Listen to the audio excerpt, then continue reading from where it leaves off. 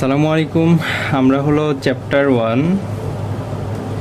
Chapter ওয়ানের দ্বিতীয় lecture আজকে দেখতেছি, যে এখানে ফার্স্ট লেকচারে আমরা বেসিক থিওরি নিয়ে আলোচনা করছিলাম এবং সেকেন্ড লেকচারে আমরা আলোচনা করব কিছু এক্সাম্পল নিয়ে। তাদের মধ্যে এক্সাম্পল নাম্বার 8 যেটা ছিল, এইখানে 1, -1 বিন্দুতে স্থানান্তরিত করলে পরিবর্তিত অক্ষদ্বয়ের সাপেক্ষে যেই সমীকরণটা পাওয়া যায় সেই সমীকরণে রূপান্তরিত সমীকরণ, মানে এই সমীকরণ স্থানান্তর করলে x, y এর সাপেক্ষে x1 y1 বিন্দু পাবো, যেটার সাপেক্ষে আমাদের মূল প্রদত্ত সমীকরণ x² + by + c = 0, এইটার একটা কি হবে রূপান্তরিত সমীকরণ আমরা পাবো। ওইটাই আমাদেরকে বের করা লাগবে, যে এইটার সাপেক্ষে স্থানাঙ্ক রূপান্তর করলে এই সমীকরণের একটি রূপান্তরিত সমীকরণ পাওয়া যাবে। ওই সমীকরণটা আমাদেরকে কি করা লাগবে, বের করা লাগবে। তো ফার্স্ট কাজ কি, যে এই বিন্দুর সাপেক্ষে আমাকে কি করা লাগবে, স্থানান্তর করায়, এই বিন্দুকে স্থানান্তর করায় x1 কতটুকু পরিবর্তন হবে। তাহলে এই বিন্দু স্থানান্তর করলে x কতটুকু পরিবর্তন হবে, x1 + 1 পর্যন্ত, এবং y কতটুকু স্থানান্তর হবে, y1 - 1, এই যে মাইনাস।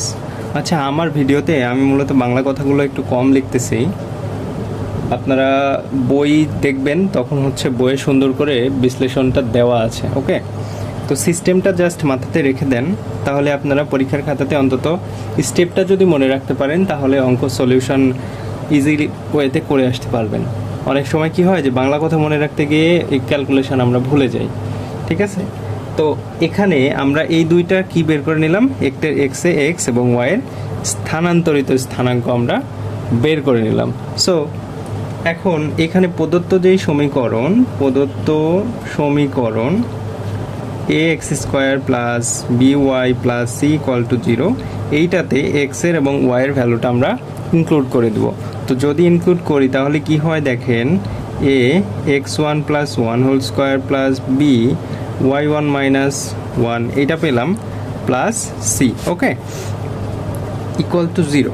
এখন এইটাকে আমরা ক্যালকুলেশন করলে পাই ax1² + 2ax1 + a + by1 - b + c = 0, এইটা আমরা লিখতে পারি। এবার এইটার সমীকরণের রূপ কিছুটা এইটার মতো করা লাগবে। সো x1² + by1 প্লাস এইখানে আমরা কি লিখতে পারি, এইখানে 2ax1 + a - b + c = 0। এবার এই সমীকরণ থেকে x1 ও y1 যথাক্রমে x ও y দ্বারা প্রতিস্থাপিত করিয়া পাই, এটা বলা লাগবে আমাদের। ঠিক আছে, এখানে কি লেখা লাগবে, এখানে লেখা লাগবে যে এখানে লিখতে হবে x1 ও y1 কে যথাক্রমে x ও y দ্বারা প্রতিস্থাপিত করে পাই। এইবার x1 y1 কে কি দ্বারা প্রতিস্থাপিত করতে বলছে, x ও y দ্বারা প্রতিস্থাপিত করতে হবে।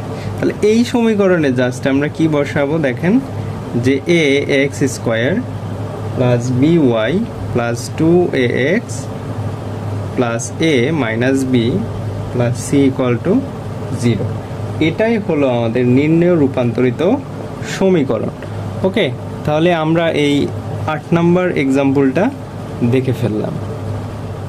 দেখেন, এবার আমরা একটা ইজি ম্যাথ দেখার চেষ্টা করব, যেটা